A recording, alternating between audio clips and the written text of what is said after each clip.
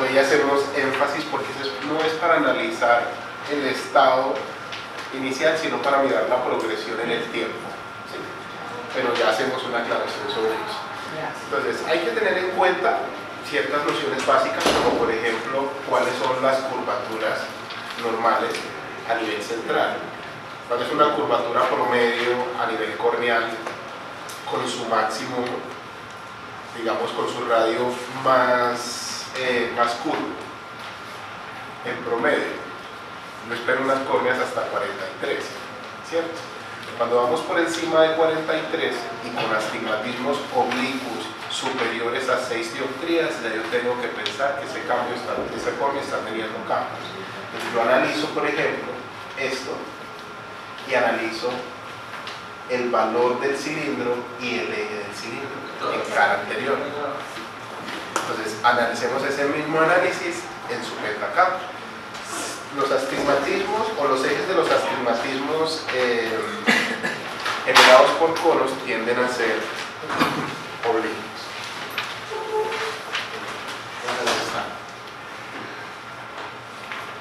Y miramos el radio periférico y el radio mínimo. ¿Qué es el radio periférico? Es el promedio de la curvatura más o menos a 7 milímetros. ¿Qué buscamos o qué encontramos nosotros a nivel de la córnea con respecto a curvatura? ¿Cuál es su forma geométrica ideal? Que sea prolata, o sea, que la periferia sea más plana que el centro. Si yo veo un radio periférico elevado, con una curva acentuada, ya sé que esa córnea está teniendo cambios de curvatura que van a alterar su asfericidad. Analizamos acá el valor Q a 8 milímetros, que no debe ser superior a 0.45, 0.40. Si esto está alterado o está positivo, yo debo empezar a analizar ese valor. Asfericidad negativa indica una córnea prolata y asfericidad positiva indica una córnea oblata. Es una córnea que tiene una inversión en su forma, en las curvaturas. Eso es lo que analizamos en la topometría de la córnea anterior, que no hayan astigmatismos oblicuos cercanos o superiores a 6, que tenga una asfericidad entre 0.26 y 0.45 máximo, ¿sí? Y algo sumamente importante, que esta toma siempre esté ok. Si está en amarillo, la reviso con cuidado, y si está en rojo, pues lo ideal es repetir la toma, pero como hablamos en la conferencia anterior, no siempre se puede alcanzar un muy buen margen de confiabilidad en el examen. Y eso que hizo 8 milímetros también es muy importante, porque a veces llegan de otras partes y no está a ese nivel y los datos son completamente diferentes. Eso lo hablábamos ahorita, que hay una tendencia a pedir pentacams a 12 milímetros, a 11 milímetros, y el pentacam hace medidas hasta 9. Después de 9 extrapola los datos, hace cálculos de presunción. Entonces, si usted pide un pentacam a más de 9 milímetros, los resultados van a salir perpunteados y ese resultado no es la realidad de la curvatura, o no puede coincidir, no va a coincidir siempre con la realidad. Listo. En córnea posterior hacemos básicamente el mismo análisis y no deberían existir astigmatismos en la córnea posterior, o en la cara posterior de la córnea. Si hay astigmatismos superiores a 0.75, yo comienzo a revisar con lupa la cara posterior de esa córnea. Igual, analizo los radios periféricos y los radios mínimos y miro la asfericidad de esa córnea posterior, que esa sí es en promedio de 0.40. Hasta ahí se va haciendo el análisis de los casos que tenemos, ¿cierto? Entonces quiero que hagamos el análisis de... ¿Me presta una calle a mí, por favor? Yo la por favor. Acá YAG o M. Y debajo tiene la otra que se llama... Eso. Hay uno que arriba tiene YAG y al lado tiene MEC. Son unas iniciales para identificar el... Vamos a analizar primero Jack, que es como lo de los casos más sencillos. Entonces yo voy hacia el análisis topométrico y miro a Jack. Luego de hacer ese análisis, reviso, por ejemplo, la parte de los espesores, miro la paquimetría en pupila, miro la paquimetría en el ápex, la zona más fina o la posición más fina, la paquimetría más delgada, y miro la K máxima frontal.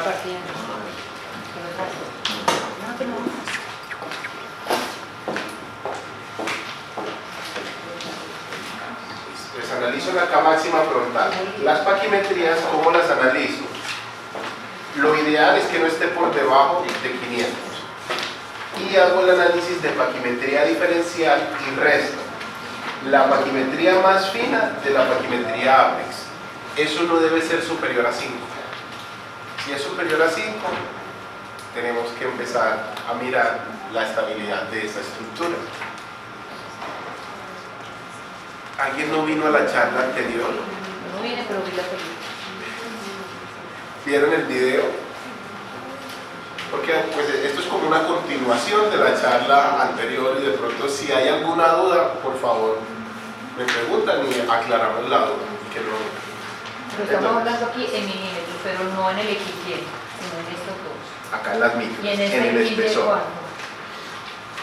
Todavía no vamos a hacer esa parte, miro. Ya vamos a pasar allá. Entonces vamos a hacer el análisis de los espesores. Pues analizamos la posición más fina, con la paquimetría apex se hace una resta y lo ideal es que no esté por encima de 5. Si está por encima de 5, revisar la estabilidad de esa córnea. Y la K máxima, que es esta que está acá, no debe estar por encima de 47. Si está por encima de 47, hay una alteración de curvaturas en ese paciente. ¿Qué le pasa a Jack? Está por encima. Sí, ya está por encima. Exacto. ¿Y la paquimetría diferencial? 94 menos 479. Entonces, ese paciente tiene una alteración en el tema de espesores. Y miren que ya nos va dando una idea solamente ese cuadrito de adelante. Luego, vamos a mirar las 4 representaciones refractivas, ya nos devolvemos con eso.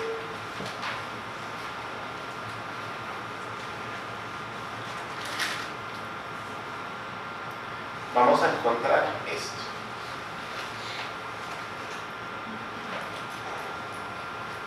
Esto que está acá.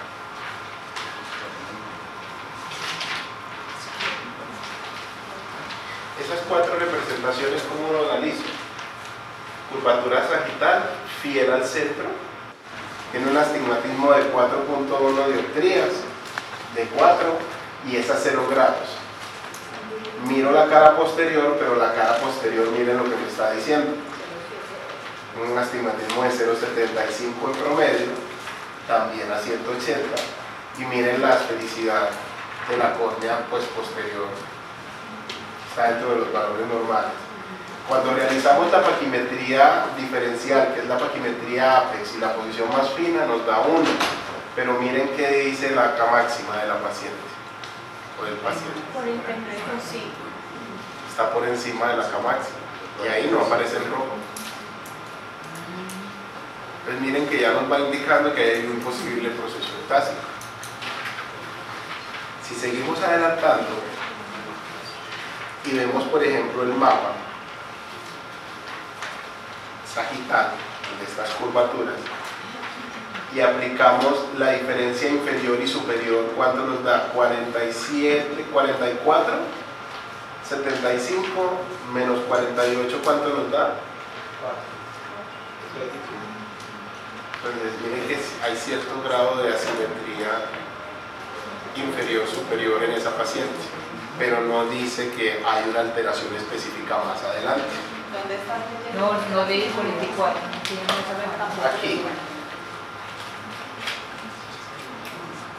Ustedes miran esto, les da un valor promedio entre estas dos, es más o menos 44,75, 45, es el valor más o menos a nivel central, y lo comparan con el superior y con el inferior, hacen una resta, ese es el valor. ¿Quiere el de abajo con el de arriba? No. Este con el de arriba con este con el de abajo. Usted compara, sí. Ahora, esto, usted analiza estos valores y mira la diferencia entre cada uno. ¿Aquí cuánto da? Aquí tiene 49, 48. Ajá. Este con este. No, pues, estamos viendo la curvatura y luego hacemos las comparaciones. Y en la resta no debe dar cuánto. De 1 a 4. No, hágalo ya para que muestre cómo analiza. Venga, de pronto hubo un juego de palabras allí que no. No, pero es que son es un ejemplo del otro. Cuando yo dije el valor promedio es con el centro, es para ver la potencia del centro, ¿sí? Y para hacer la simetría inferior, superior, inferior y superior, inferior es comparando los valores superiores. Hay que corregir esa parte de una. Esa fue con el 44, 135, ese con el 49 y ese con el 49. Pero yo pensaba que era 48 con el 49. Yo estoy sacando el promedio central. Sí.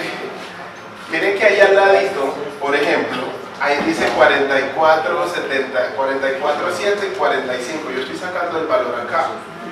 ¿Sí? O sea, ¿cuánto nos da esa córnea en el centro? Potencia promedio.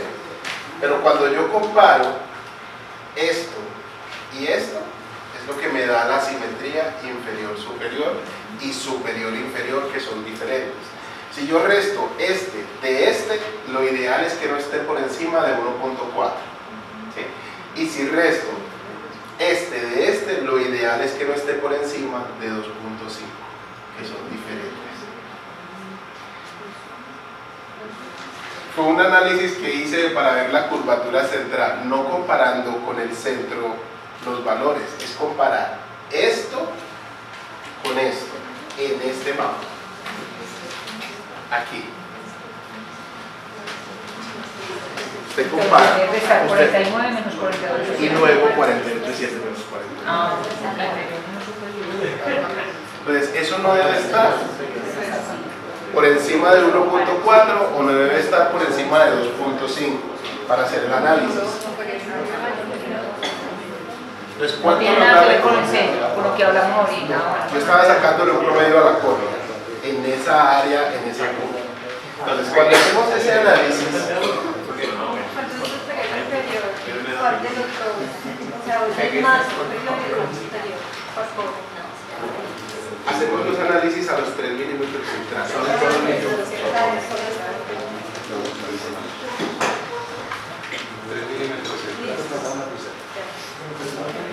O sea, entonces sería 49 menos 48, 7. ¿Cuánto le da? 49 menos 48. ¿Cuánto da? 5. 0.5. Tiene que estar por Y encima. 48, 7, no, porque O sea, lo ideal es que esté por debajo. no, o sea, que está por debajo. Está por debajo. Y 48, 7, menos 49, lo mismo. Hay ocasiones en donde esto está interferiendo, es que esta paciente está normal. Ah, bueno. Yo hago el primero. No da ninguno de estos dos valores. No da ni malo ni malo. Entonces la paciente está bien. Nosotros tiene una jamás alterada, pero todo lo demás lo demás. Eso es lo Porque si importante. usted resta en la primera.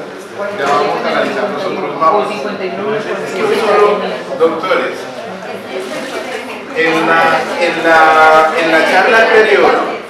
en la charla anterior conversamos y se explicó que un solo valor no nos da una indicación de un proceso ectásico. Hay que hacer correlación de datos por cada uno de los mapas. Pues cuando yo voy analizando los mapas, voy a encontrar valores que son normales y voy a encontrar valores que son anormales, y de acuerdo a lo que voy encontrando es que yo decido si hay un proceso ectásico o no.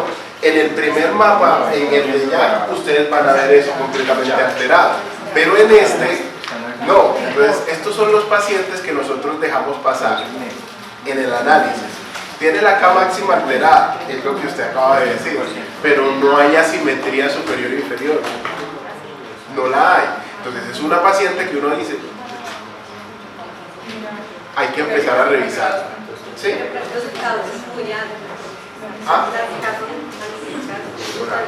Es una paciente que por lo general está mostrando un astigmatismo irregular, tiene un cilindro corneal frontal. ¿Ustedes de ya?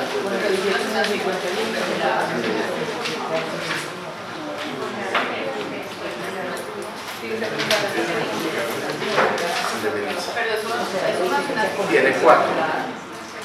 Para allá vamos. Es que apenas vamos con un solo mapa, mío, no se me desespere. Apenas vamos con uno y mire todo lo que nos hace falta. Entonces, por ejemplo, ya luego de que hacemos el análisis de espesores y miramos, por ejemplo, las elevaciones, el mapa de elevaciones a nivel central se ve con buenas características y a nivel periférico ya comienza a salirse un poco de los valores de referencia. Y cuando usted practica el análisis diferencial, usted todo lo encuentra dentro de valores regulares. Y si se va acá, con zonas de exclusión, mire lo que le dice el Belín. Excepto la K máxima. Entonces, por ejemplo, aquí sí vamos a pasar a lo siguiente.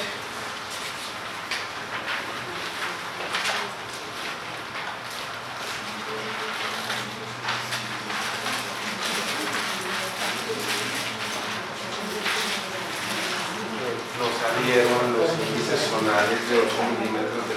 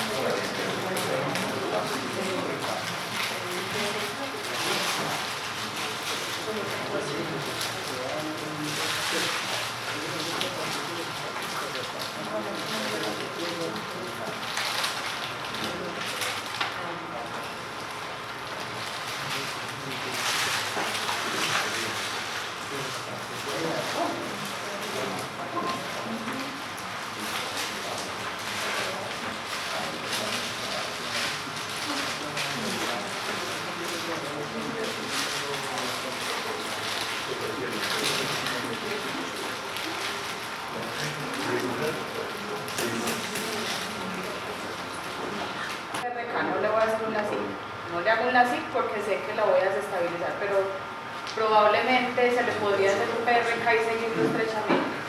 ¿Qué diría usted?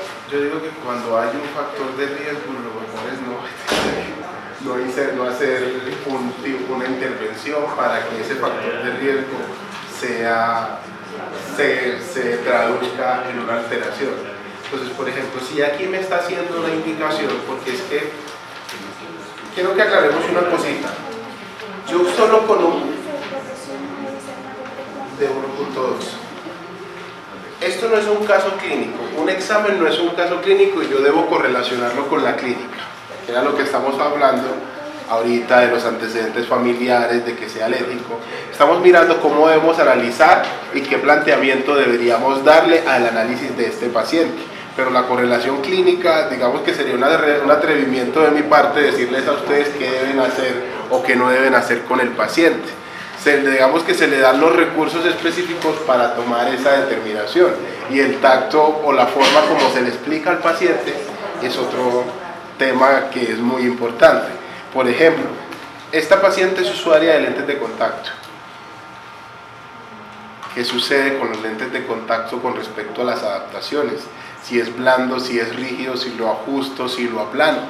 Entonces mire que en contexto clínico cambia de acuerdo a lo anterior y a todos los datos que yo tenga para correlacionar. Entonces, la idea es mirar hacia dónde me estoy dirigiendo y hacia qué puntos, si yo intervengo, puedo llegar a alterar al paciente. Sí, soy claro con ese proceso. Por ejemplo, usted me pregunta, yo no soy cirujano, pero por ejemplo, cuando yo voy a pensar en un tipo de intervención, lo ideal no solamente es mirar cómo está estructuralmente el paciente, en este caso, sino cómo está biomecánicamente el paciente. Con respecto a la alusión que hace el doctor que tiene paquimetrías de 600 en esa zona, yo puedo comprar un colchón de 30 centímetros, pero lo puedo comprar T1, T2 o T3, dependiendo de la resistencia. Hay colchones que son más delgados, pero que pueden ser más duros. Debemos poner más resistencia a la modificación. Entonces, ahorita, por ejemplo, esto, no sé si de pronto acá en la clínica ya haya planes de adquirirlo, existen equipos como el Corbis que se suman a estos análisis y te muestran ese análisis biomecánico con un índice que se llama TBI. Entonces, yo, por ejemplo, para pensar en una intervención acá, debería revisar el índice TBI de ese paciente. O sea, usted le pide un hora dentro de las Lo que pasa es que los valores del hora, a mí el hora me parece un excelente equipo, sabiendo que hay mejores en este momento, pero el hora tiene una zona de incertidumbre en la parte inferior que yo tengo que revisar si mi paciente allí se me puede ir hacia un lado o hacia el otro. Usted mira el análisis de la histéresis y se juntan las zonas de normalidad teniendo una zona en la parte inferior en donde se encuentra una zona de incertidumbre. Dentro de la zona de incertidumbre el paciente se puede ir hacia la zona de normalidad o se puede ir hacia la zona de anormalidad. Entonces, vuelvo y le repito, no soy cirujano, no quiero meterme en eso porque es terreno desconocido para mí, pero cualquier tipo de intervención en este tipo de pacientes sin conocer las variables biomecánicas sería un riesgo. Solo ver esto, yo le diría que no lo tocara porque está el riesgo de que se vaya hacia el otro lado, sabiendo pues que este valor de cilindro, es lo que decía ahorita el doctor, uno no lo intervendría por el valor que tiene.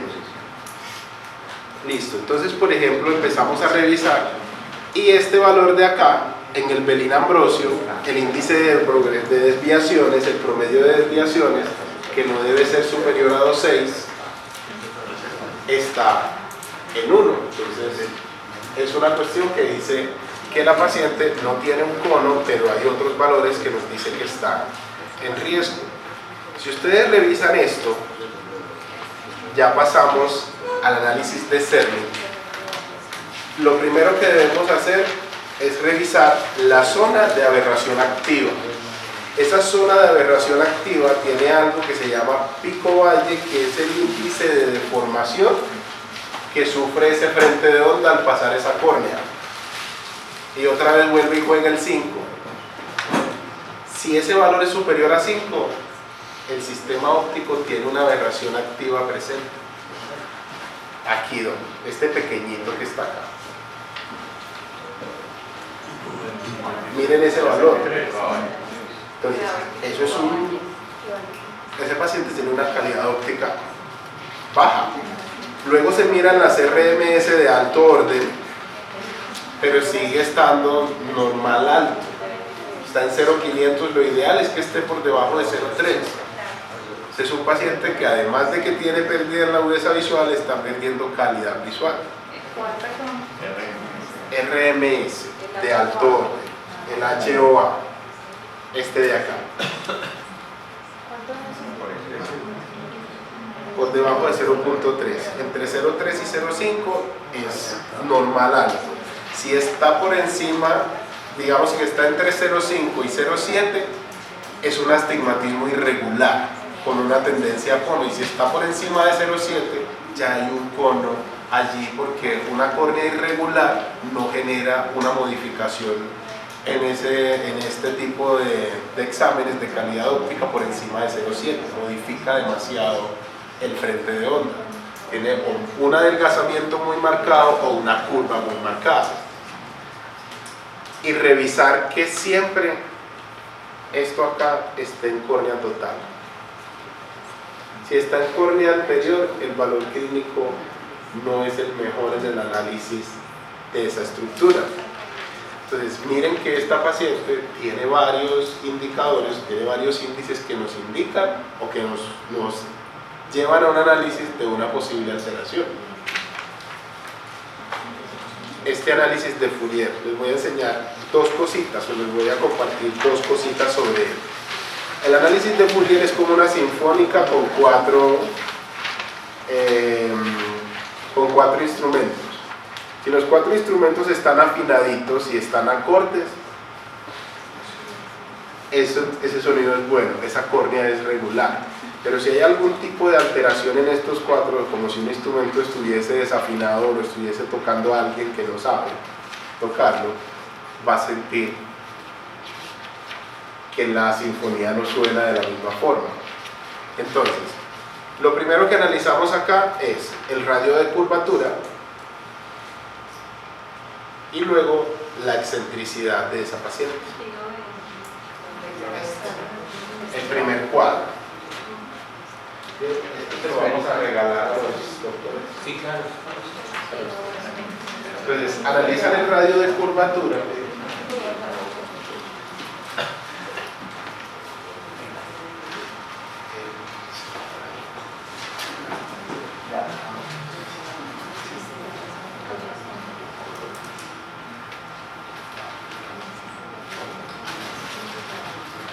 Pero la vieja hoy no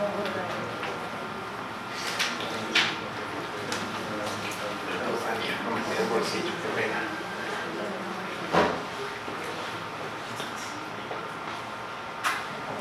Vamos a analizar el radio de curvatura en el análisis de Fourier. ¿Qué me dio? Acá. Y vamos a ver esto. ¿Qué se va a analizar? Él les muestra un componente esférico, un componente de descentramiento, un astigmatismo, la cantidad de astigmatismo regular y las irregularidades. Miren los valores de normalidad. El radio mínimo no debe estar más curvo que estos valores, que 768 o 76. ¿Está más plano o está más curvo? Está más curvo. Está más curvo. Si ustedes miran, por ejemplo, el valor de la excentricidad, lo ideal es que no esté por encima de 0,45. ¿Qué valor tiene la paciente? Pues miren que ya, exactamente, pero está un poco por encima del valor. Mira, drenaje directo y disminución, aumento, perdón, en el flujo. Entonces, en micras, ¿no les parecería muy importante tener cuánto se amplió en micras? De antes y después. Pero uno no va con lo otro porque depende de lo alto o bajo que sea la inserción del iris y si eso no es un iris plató. Entonces uno puede tener unos valores de espacio que no se correspondan con los ángulos que le mide la UEM. Por ejemplo. Ahora, si yo miro, por ejemplo, y voy a un OCT y me mide el TISA de 500 y 750, antes y después, hay un estudio muy bonito, no sé si quieren que se los pase, con respecto a esas interrelaciones en evaluaciones pre y post de iridotomías, y cambia bastante. Es interesante el tema, es que era lo que les decía, una cosa es tomar los datos individualmente y lo otro es poderlos correlacionar para poder tener valores adicionales. Entonces, acá creo que nos salimos un poquito de este tema. Volvemos acá. Aquí nos muestra la paquimetría mínima, dice 471. El paciente se sale. Si ustedes miran acá, van a mirar cada una de las características de ese paciente, en dónde está, si está en rojo, si está en verde, si está en incertidumbre, y de allí al final van a ver índices compuestos como el Belin-Ambrosio. Aquí está la pantalla mejorada de Belin-Ambrosio. En este caso el paciente está en verde, casi en amarillo, dice 1,60. Acá se mira el índice de queratocono, el paciente está en verde, y acá pues es como un indicador de opacidad de los medios y más específicamente a nivel facométrico. Entonces ustedes analizan cada uno de esos factores, miran en qué ubicación está su paciente, ¿sí? Pero esto se está descargando.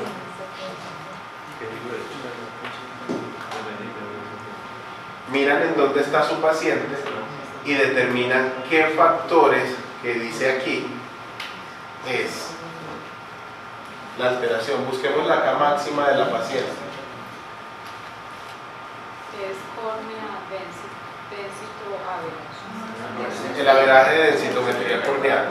Ese es otro mapa que muestra el pentacam. Lo que pasa es que el pentacam es una cantidad de información muy robusta. ¿Para qué sirve ese índice? El índice de densitometría para determinar, digamos, la compactación o separación, por así decirlo, entre cada una de las fibras de colágeno de la córnea. Se supone que un colágeno alterado tiene una densidad más baja. Cuando usted, por ejemplo, hace un cross-linking, eso debería cambiar. O sea que eso podría ser otro signo de No se usa mucho, porque no es concluyente. En los índices en la especificidad no fue muy alta, pero para medir evaluaciones, medir resultados posquirúrgicos, sí. Entre cruzamiento corneal.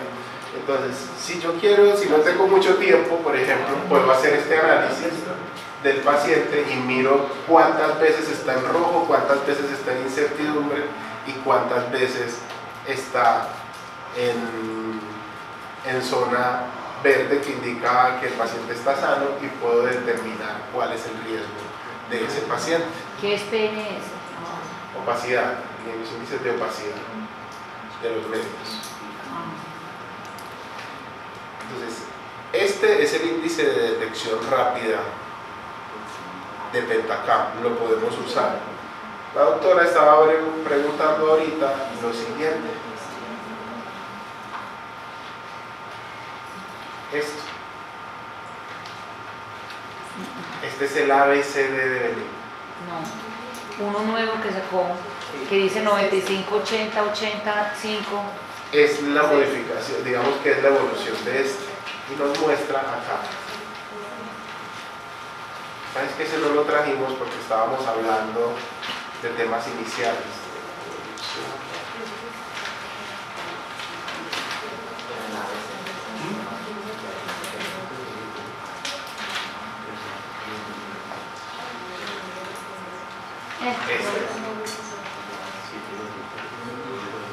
Ese. 80. Explica, ¿cómo lo leo? Estos son diferentes exámenes en el tiempo. Lo primero que usted mira es qué fecha se hicieron los exámenes. La A analiza la curvatura de la cara anterior. La B analiza la curvatura de la cara posterior. La C el espesor y la D la agudeza visual. Entonces, estas barritas se van llenando de acuerdo a la evolución de ese paciente. Aquí nos dice, por ejemplo, el radio de curvatura que tiene este paciente en la primera evaluación en la cara anterior, luego en la segunda evaluación en 2014 y luego en la tercera evaluación en 2016. Mire que este radio de curvatura está parecido entre 2014 y 2016.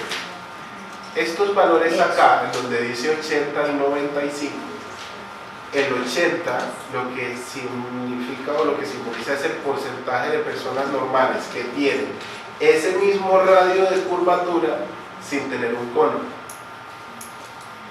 Y luego, mire por ejemplo esta paciente. ¿Cuál es la curvatura de esta paciente? El radio de curvatura de la cara anterior. Dice 7.53. Listo. Digamos que ahí dice 7.53. Pero esta paciente tiene un cono o no tiene un cono. Hablando de la primera. Todavía no lo tiene, no lo podemos diagnosticar. ¿Sí? Entonces, digamos que este radio de curvatura que está aquí, varias personas tienen con él, pero digamos que este 80% nos indica el valor de normalidad o de la población normal que tenga ese radio de curvatura. A pesar de que es una córnea curva, no llega al porcentaje de detección de acuerdo con las medias poblacionales. Estos son poblaciones, este número que está aquí. Pero si usted quiere de pronto un poquito más de información, ellos tienen anotadito la literatura. Usted le da la opción, por ejemplo, de que le despliegue el menú de literatura en el cual se basan para poder hacer ese análisis poblacional, obviamente en el equipo. Usted le da y le dicen en qué se basa. Se basaron en tantos estudios de tantos pacientes para poder determinar que los pacientes que tienen ese radio de curvatura, en un tanto por ciento de los casos, hay un diagnóstico positivo o negativo. O sea, es que la banderita con el punto discontinuo y el 95 yo los veo al mismo nivel, entonces lo que yo no entendí, No, pero no 80 es y 95 no, los pero veo no al es un mismo nivel vertical. Y eso se puede correr. Ah, es el horizontal. Es a nivel horizontal, es un análisis horizontal. O sea que si esa barrita llegara a la banderita roja sería patológico. Patológico. Ah, ya. Exacto. Ya, es horizontal, no de altura. No de Ah, altura, es a nivel horizontal de estudio. Entonces, luego estudian la cara posterior y hacen el mismo análisis. Miren lo que pasó acá. Esto es un demo del equipo. Entonces, miren que la cara posterior aumentó en curvatura, el radio de curvatura en 2014, pero en 2016 bajó. Eso es un error del equipo. Por la esfera de referencia. ¿Cómo puede bajar? Por la esfera de referencia. Ah, ¿Y cómo verificó la esfera de Con referencia? el numerito de arriba que dice al lado de PFS. Cambia la esfera de referencia. pero mira que en el vertical yo llego al 80 y más adelantico es queratocono y luego más adelantico es normal y más adelantico no entiendo porque cómo va a haber queratocono antes del 95%. Lo que pasa es que, mire las referencias. Hay personas que pueden tener curvaturas marcadas pero no tienen conos. Pues eso es lo que está en verde. Hay personas que no tienen esas curvaturas tan marcadas, por ejemplo, usted puede centralmente, porque son a los 3 milímetros, pero digamos que nos salimos un poco del objetivo inicial, que es mirar el paso a paso de cada uno de las evaluaciones. Al que tenemos en la base de datos que ustedes siempre nos dan es el personal, doctor. ¿Les llegó? Ah, yo verifico mañana y se los reenvío. Claro que sí. A mí me llegó una pregunta.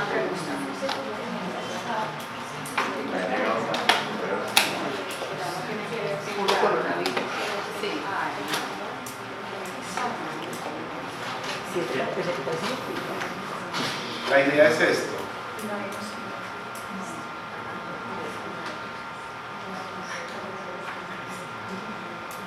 Hacer un análisis para poder determinar si hay algún tipo de alteración.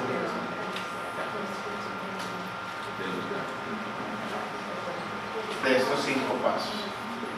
Digamos que no es un protocolo que se ha inventado, es un protocolo que está para hacer el análisis. Topometría, representaciones refractivas, pantalla de Ectasia, Fourier y análisis de cerdo. Y trajimos el análisis de detección rápida para poder determinar rápidamente, como lo dice su nombre, si hay una presencia o no de acuerdo a los criterios de exclusión. Ese análisis yo puedo variarlos lo que quiera. Si quiero para glaucoma, anoto los volúmenes de la cámara, la presión intraocular o la sumación de la presión intraocular, y si quiero a nivel ectásico, pues analizo todas las caras, la densitometría y todo eso. Ya vamos a conversar a ver si se incluye el análisis de detección rápida cuando se solicita el Pentacam. Facilita el estudio, pero si yo sigo este paso a paso, que está así como se ve en las presentaciones, con esto puedo hacer como un tamiz un poquito más específico Sucede sobre esa córnea en cara anterior y en cara posterior. Pentacan es muy robusto. Es un reto tratar de hacerlo